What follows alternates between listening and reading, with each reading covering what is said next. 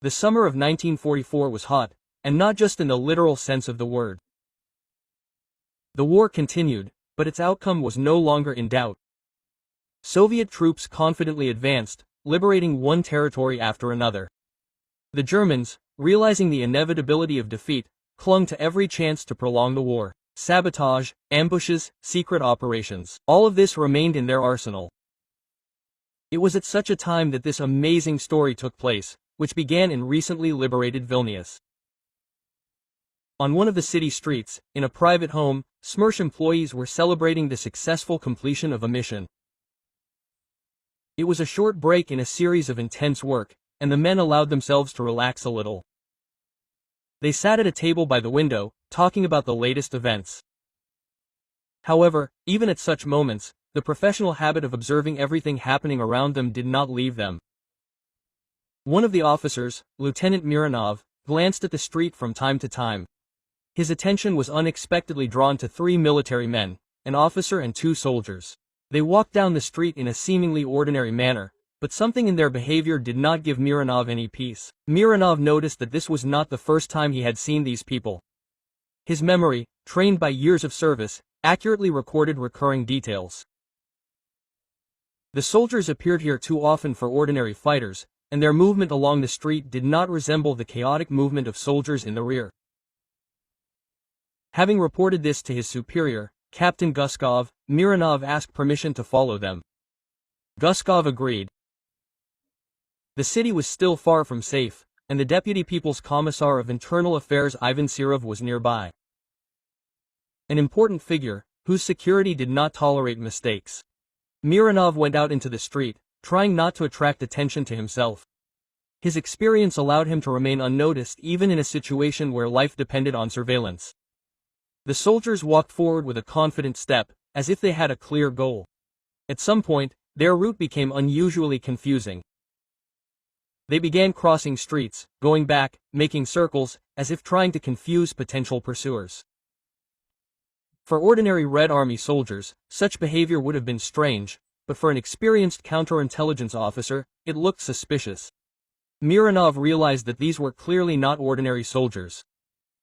His suspicions grew when the soldiers entered a dilapidated house on the edge of the street. Mironov carefully approached, trying not to give away his presence, and tried to gather as much information as possible. After a while, he realized that there were not 3, but 4 people in the house. This only added to the suspiciousness of the situation. Returning to his people, Mironov reported the results of the surveillance to Captain Guskov. He decided not to hesitate and increased surveillance of the house. It was decided to carry out the operation in the morning, and until then keep the suspects under round-the-clock surveillance. The operation was carefully prepared. Soldiers from the Guard of Deputy People's Commissar Serov joined the Smersh group. During the night, the suspects did not take any action, which allowed Smersh to develop an arrest plan. In the morning, when the first rays of the sun illuminated the streets of Vilnius, the operation began. The suspects were taken quickly and without much resistance. The soldiers were silent. Everyone's documents were in perfect order. The senior one introduced himself as a communications lieutenant of the 50th Army Headquarters. The other 3 were his subordinates. At first glance, everything matched, and if not for the intuition of the Smersh employees, they could have been released. The Smersh employees carefully studied the documents of the detainees. At first glance, everything looked perfect. Names, ranks, units, everything matched. The lieutenant, who introduced himself as a communications officer of the 50th Army Headquarters, behaved confidently, answered questions clearly and without hesitation. His subordinates also did not arouse obvious suspicions. However, something in the behavior of the detainees alarmed the experienced counterintelligence officers. It seemed especially strange that the entire group maintained an overly calm appearance, despite the fact that they were in the hands of Smersh. The alertness increased when it was time to examine their kit bags. At first glance, the contents of the bags did not present anything unusual. Personal belongings, a standard military kit. However, when they began to open one of the bags, the Smersh officers literally froze. Among the things, 3 mines with a timer were found. This was unexpected.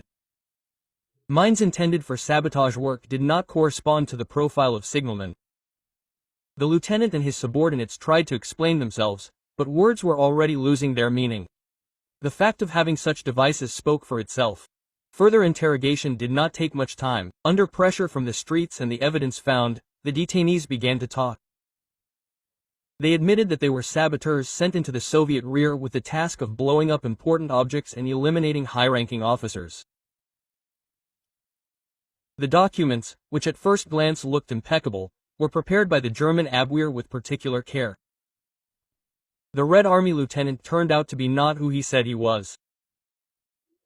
His real name was Bezborodko, and he turned out to be an officer who had been captured back in 1942. The story of Lieutenant Bezborodkov, revealed during interrogation, was typical of those who had been captured by the Germans. In 1942, he was surrounded, after which he began wandering through prisoner of war camps. Harsh conditions, hunger and abuse undermined the will of most prisoners. By the end of 1943, representatives of the Abwehr arrived at the camp where Bezborodko was held. They did not simply conduct propaganda, but studied the biographies of prisoners in detail, demonstrating excellent knowledge. This created the illusion of omnipotence. Those who seemed promising were offered cooperation with Greater Germany. Bezborodko agreed to become a saboteur. His motives were simple: to escape from the camp hell, where every day could be his last. After that, he and other recruits ended up in a saboteur school located near Riga. There, he was taught everything that might be needed to successfully work behind enemy lines, explosives, encryption, camouflage, and other skills. The Abwehr school prepared people to become ideal agents, capable of dissolving into any environment. The group that Bezborodko joined initially consisted of 6 people. However, before being sent to the rear of the Red Army, it was reduced to 4. In early summer 1944, they were provided with forged documents and sent to Vilnius. The main task of the saboteurs was to remain in the city after its liberation, in order to then begin sabotage activities. The initial target was the headquarters of the Third Belarusian Front, but it turned out to be impossible to reach it. Then their attention switched to the Deputy People's Commissar of Internal Affairs, Ivan Serov. According to the plan of the German command, his elimination could seriously destabilize the work of the Soviet troops. The sabotage group began to act with extreme caution. Bezborodko and his subordinates understood that their exposure was a matter of time if they made even one mistake. They sought to blend in with the mass of Soviet soldiers, while remaining unnoticed by counterintelligence agencies. Their behavior was deliberate. Regular movement around the city, no unnecessary conversations, following strict instructions. However, Smersh's attention was drawn to non-obvious details. Mironov, with his professional intuition, noticed that these people did not move like ordinary soldiers. Their manner of movement, attempts to confuse the route and avoid direct contact with others did not correspond to the usual behavior of a Red Army soldier. After the saboteurs were captured and interrogated, it became clear that Mironov's suspicions were not only justified, but also life-saving. If Bezborodko's group had managed to implement their plan, the consequences could have been catastrophic. The mines found in their duffel bags were intended to destroy the building where Deputy People's Commissar of Internal Affairs Ivan Serov was stationed. Their plan was meticulously worked out. Choose the moment when the target would be inside, discreetly plant the charge and detonate it. The explosion could destroy not only Seri himself, but also everyone who was nearby, including staff officers and representatives of the command. Under pressure from the circumstances, Bezborodko told how the group tried to fulfill their original task to blow up the headquarters of the Third Belarusian Front. However, it turned out to be impossible to reach the building due to increased security measures. Then they switched to Serov as an alternative target in order to still carry out the order and report to the German command. It was at this moment that Mironov noticed them, which was the beginning of their end. The actions of the saboteurs emphasized how inventive the methods of the Abwehr were. The German secret services sought to use any opportunity to disrupt the advance of the Red Army. The preparation of groups like Bezborodko and his people was carried out with particular care. Documents, legends, even accents. Everything had to look perfect so as not to arouse suspicion. However, none of these tricks worked against the professionalism of Smersh. The saboteurs did not resist their arrest, realizing that they had virtually no chance against Smersh. The confessions of Bezborodko and his subordinates were complete, which allowed counterintelligence not only to eliminate the group, but also to obtain important information about the methods of training and actions of the Abwehr. Bezborodko described in detail their training at the Saboteur school near Riga.